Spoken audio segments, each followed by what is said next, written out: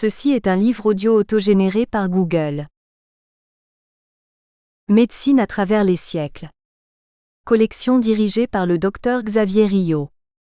L'objectif de cette collection est de constituer une histoire grand public de la médecine ainsi que de ses acteurs plus ou moins connus, de l'Antiquité à nos jours. Si elle se veut un hommage à ceux qui ont contribué au progrès de l'humanité, elle ne néglige pas pour autant les zones d'ombre ou les dérives de la science médicale. C'est en ce sens que, conformément à ce que devrait être l'enseignement de l'histoire, elle ambitionne une vision globale et non partielle ou partiale comme cela est trop souvent le cas. Dernière parution. Lauriane Baumann, études de soldats de la Première Guerre mondiale inhumés à Spincourt. Estimation du sexe, de l'âge et état bucco-dentaire, 2021. Philippe Marr, sous la dire du président, l'Académie nationale de chirurgie au service de l'histoire. Séance solennelle, articles et conférences 2021. Françoise Guillonmetz, Mélanie Guerinboyer, Louis XIV un souverain diabétique, ou de Régis Gallicorum Remedica 2021. Xavier Rio, Petit manuel historique de l'odontologie du sport 2021. Michel A. Germain, Médecine antique des Romains et des Germains. Confrontation et analyse 2021. Ali Hamdan, De la médecine coloniale à la santé communautaire au Sénégal, 2020. Geneviève Herynnaud, Dominique Lenaine, Pierre Ledamani, grand médecin breton. Souvenir d'un étudiant en médecine, Rennes, 1887 à 1891, 2020. Xavier Rio, Carnet de voyage académicien d'un historien de la médecine, 2020. Xavier Rio, La greffe générale. Journal satirique des blessés de la face de l'hôpital du Val-de-Grâce, 1917 à 1918, 2020. Préambule. 1916. Verdun. Les tonnes de bombes tombent sur les tranchées françaises. Un bruit assourdissant. Les hommes sont recroquevillés dans leurs casemates de fortune en attendant que l'orage passe. La terre tremble et frémit sous les coups de boutoir des obus allemands. Il n'y a plus d'arbres.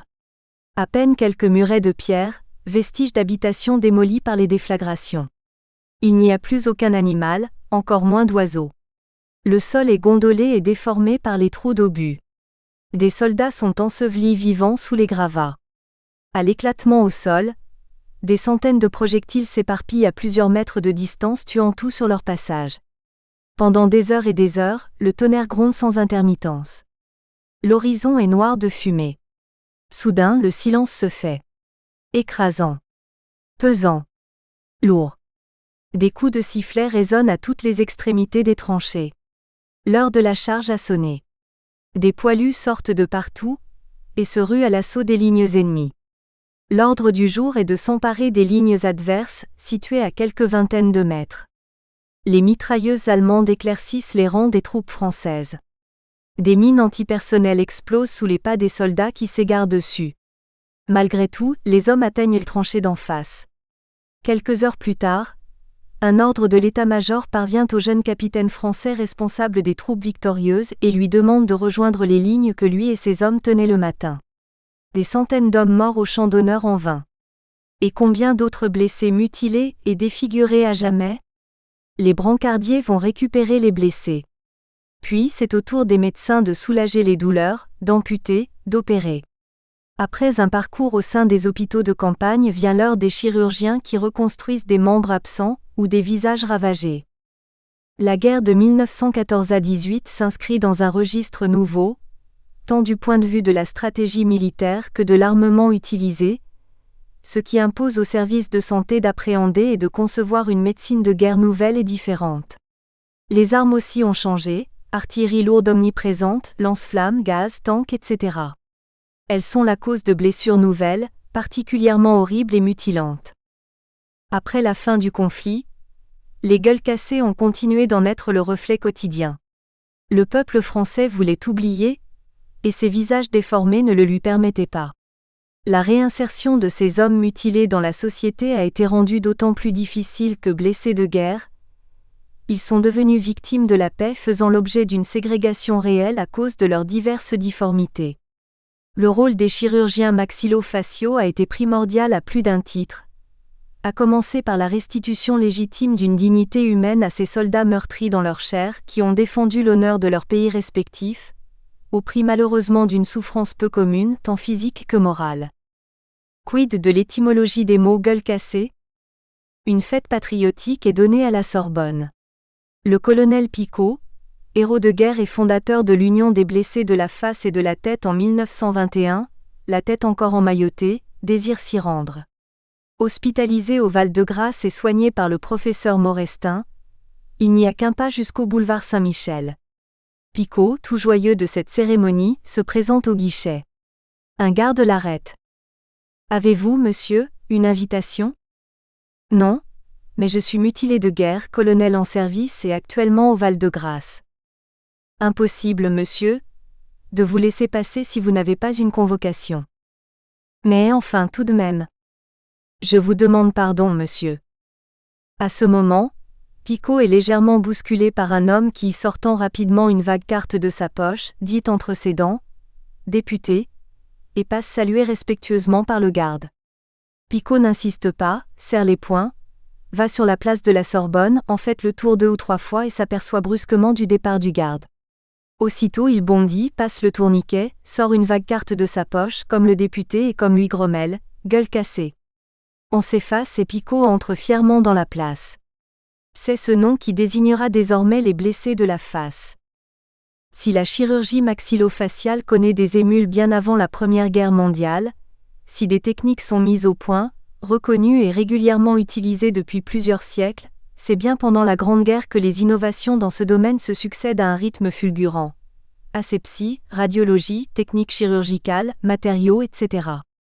Des noms illustres de la chirurgie maxillo-faciale sont ainsi passés à la postérité. Notre ami, Michel Germain, écrivain toujours aussi prolifique, nous emmène aux confins de la chirurgie maxillo-faciale et nous entraîne dans un voyage initiatique remarquable en nous relatant les divers protocoles connus aujourd'hui dans la reconstruction du nez. Bien évidemment, il achève son périple médical en décrivant avec la précision et la qualité qui sont les siennes ce qui a été mis en œuvre sur la fin du XXe siècle. Il était une fois. Michel Germain et l'histoire de la reconstruction du nez. Un livre qui n'est pas un conte, mais plutôt une ode médicale à tous ces grands chirurgiens et aux préceptes qui furent les leurs. Dr Xavier Rio. Docteur en chirurgie dentaire. Docteur en épistémologie, histoire des sciences et des techniques. Lauréat et membre titulaire de l'Académie nationale de chirurgie dentaire. Membre libre de l'Académie nationale de chirurgie. Préface. La première apparition de la chirurgie plastique date d'il y a 3000 ans. À cette époque, les Égyptiens et les Hindous pratiquent déjà des opérations de reconstruction des parties du visage. Les Grecs et les Romains de l'Antiquité nous ont également laissé un patrimoine en matière de reconstruction osseuse et cellulaire. C'est finalement au XXe siècle, après la Première Guerre mondiale, extrêmement dévastatrice, que la chirurgie plastique s'avère utile et trouve une place dans la médecine avec les gueules cassées dont le visage et le corps ont subi de nombreuses mutilations. Cette chirurgie est nécessaire tout d'abord d'un point de vue physique et médical. Elle sert à diminuer les blessures et à redonner à ces soldats un aspect décent afin de soulager le moral sapé de ces blessés. Ces derniers bénéficient d'une chirurgie qui se révèle de plus en plus élaborée dans sa quête d'harmonie à restituer à ces visages ravagés. Le nez constitue un facteur d'équilibre fondamental du visage, d'autant qu'il est situé au centre de la face. La mutilation du nez apparaît parmi toutes les difformités faciales, comme la plus pénible à supporter visuellement. Une mutilation du nez même légère rompt l'harmonie du visage. Les principes fondamentaux de la reconstruction nasale que l'on utilise encore de nos jours remontent à environ 600 ans avant Jésus-Christ. Dans son ouvrage, le professeur Michel Germain décrit les différentes techniques utilisées. Lambeau indien. Lambeau italien avec Petagliacozzi. Les gueules cassées. L'époque actuelle avec les lambeaux cutanés. Les résultats sont insuffisants pour les gueules cassées. Les techniques sont insuffisantes. De même, Les contraintes imposées sont conséquentes, ce qui a des répercussions négatives sur le rendu final de l'opération.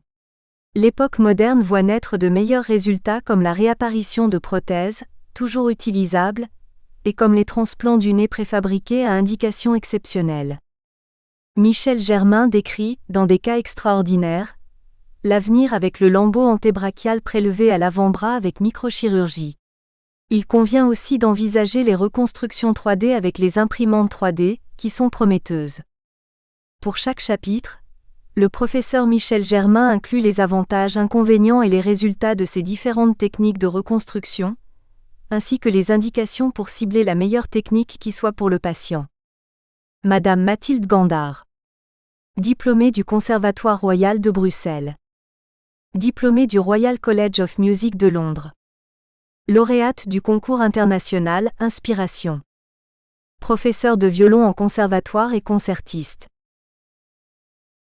Avant-propos. L'histoire de la reconstruction du nez est très ancienne. Schématiquement, on peut distinguer 5 époques. Elle débute avec le lambeau indien au IIe siècle de notre ère. Il existe des précurseurs dans ce pays avant notre ère. Puis, la technique italienne avec Tagliacozzi dès 1597. Et la technique utilisée en France. Ensuite, vient la Grande Guerre avec les gueules cassées, depuis le champ de bataille jusqu'au poste de secours des premiers soins puis au service de chirurgie réparatrice. À la détresse physique de ces blessés se conjugue la détresse morale liée à la mutilation. Et enfin la période moderne avec les lambeaux tissulaires cutanés. La nécessité de réparation des pertes de substance du nez est surtout d'origine tumorale, avec en particulier les carcinomes malpighiens. La peau à cet endroit manque d'élasticité, surtout à la pointe du nez. Aussi, la reconstruction nécessite l'utilisation de lambeaux cutanés. En fonction du siège, de la taille de la perte de substance, ces lambeaux sont locaux, régionaux ou à distance. Il est utile de rappeler les textes de Michel de Montaigne qui écrit de façon très pertinente dans les essais. Les abeilles papillotent de ça et de là les fleurs, mais elles en font après le miel qui est tout le leur, ce n'est plus thym ni marjolaine. Ainsi les pièces empruntées d'autrui, l'auteur les transformera et les confondra pour en faire un ouvrage tout sien. Le chapitre sur les lambeaux cutanés a été écrit avec l'aide du fascicule d'Alain Jourdain qui n'a pas été publié. Celui-ci, malgré mon insistance, n'a pas souhaité être coauteur. Par ailleurs, nous avons publié ensemble de très nombreux articles et fait de multiples conférences sur la reconstruction du nez, en France et au Canada. Je ne les ai pas oubliés, et je m'en suis inspiré. La reconstruction du nez par lambeaux tissulaires a été décrite surtout après exérèse de cancer superficiel. Toutefois, j'envisagerai aussi les reconstructions après traumatisme. La reconstruction du nez est une difficulté majeure, car une lésion du nez défigure le blessé et a un effet dévastateur sur son moral. Un chapitre est consacré aux reconstructions par transplant microchirurgical préfabriqué réalisé avec la peau de l'avant-bras et transplanté à la place du nez, avec des microanastomoses de l'artère, de la veine radiale et du nerf musculo-cutané. Ayant exercé au Canada, j'ai fait une mise au point sur la microchirurgie au Québec. Je veux également insister sur la nécessité d'utiliser régulièrement l'examen Doppler, particulièrement pour cette chirurgie fine, et les loupes binoculaires.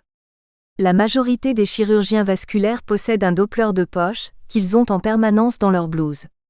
Le Doppler donne des résultats suffisants pour l'évaluation vasculaire clinique. Cet examen est sans danger. Il permet d'apprécier et d'évaluer la perméabilité vasculaire tant des artères que des veines, car au Doppler, chacun de ces vaisseaux émet un son spécifique. Histoire de la reconstruction du nez. Le lambeau indien.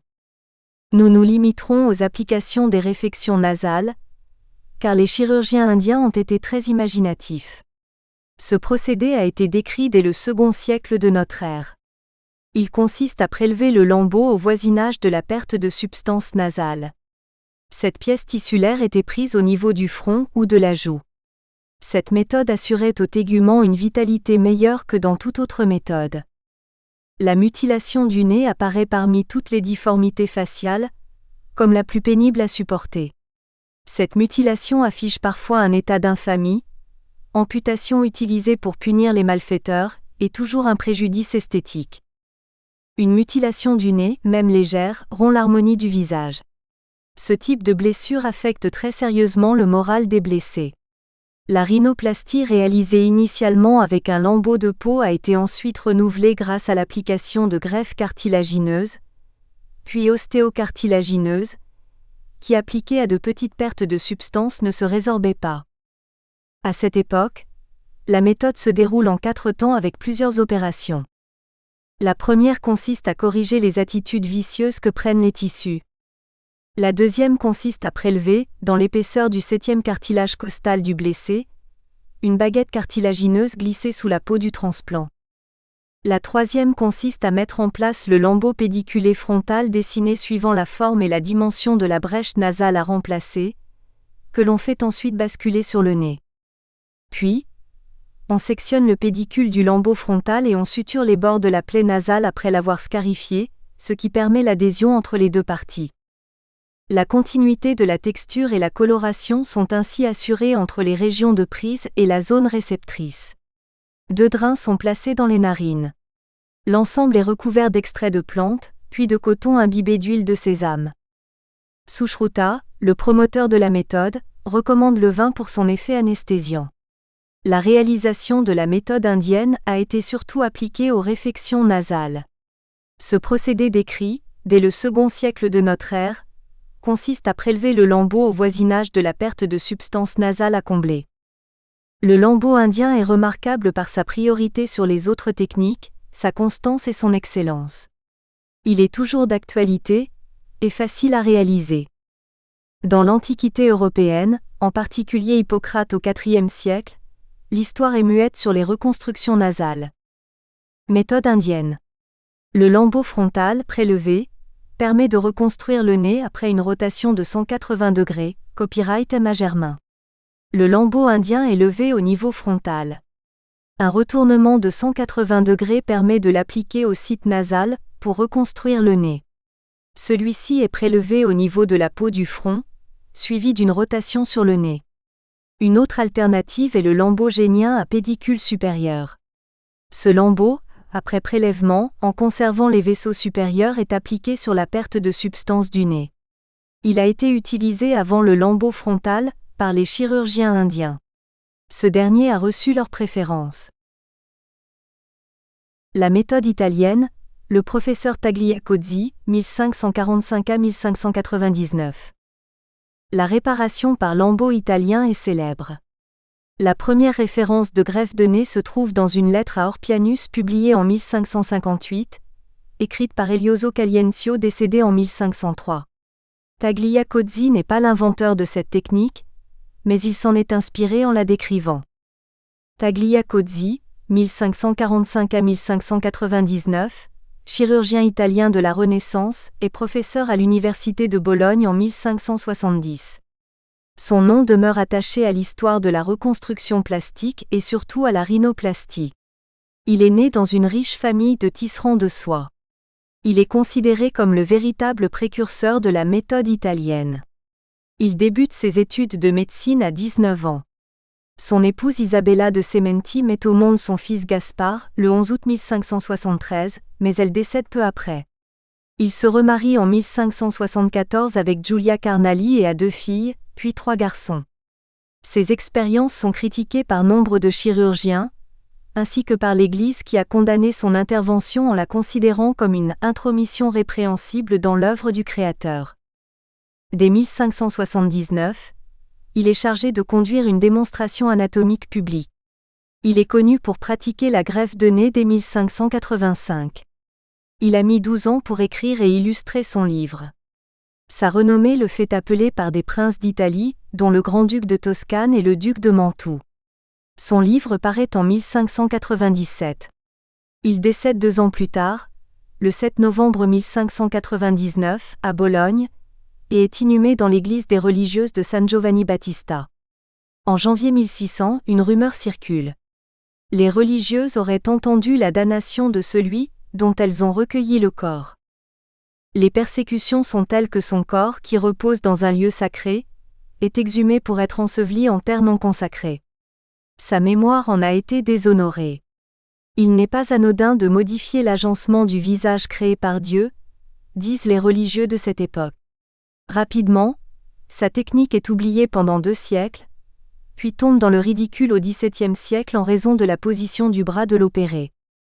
En 1734, la faculté de Bologne honore sa mémoire par une statue dans le théâtre anatomique. Sa main tient un nez comme emblème de son art. 3 autres éditeurs, vénitiens puis allemands et berlinois, reprennent ses travaux. 3 portraits peints présumés de Tagliacozzi existeraient.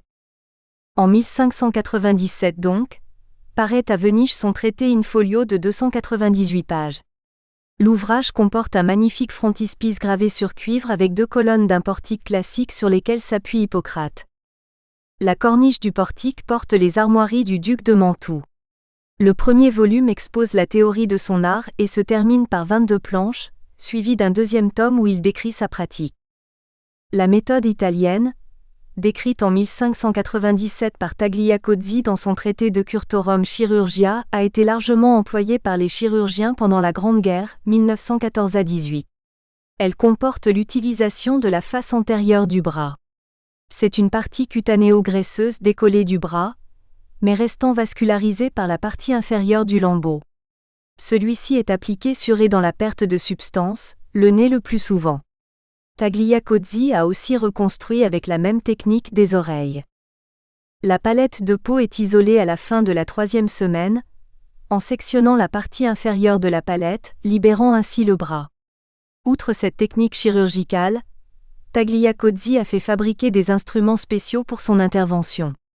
Cette méthode plus ou moins modifiée suivant les indications convient essentiellement aux mutilations de petite ou moyenne étendue, telles que les reconstructions du nez. La difficulté majeure de ce procédé réside dans la position extrêmement contraignante et pénible à laquelle doit se soumettre le blessé. Nous espérons que vous avez apprécié cet aperçu. Pour continuer à écouter ce livre audio sur Google Play Livres, utilisez le lien dans la description de la vidéo.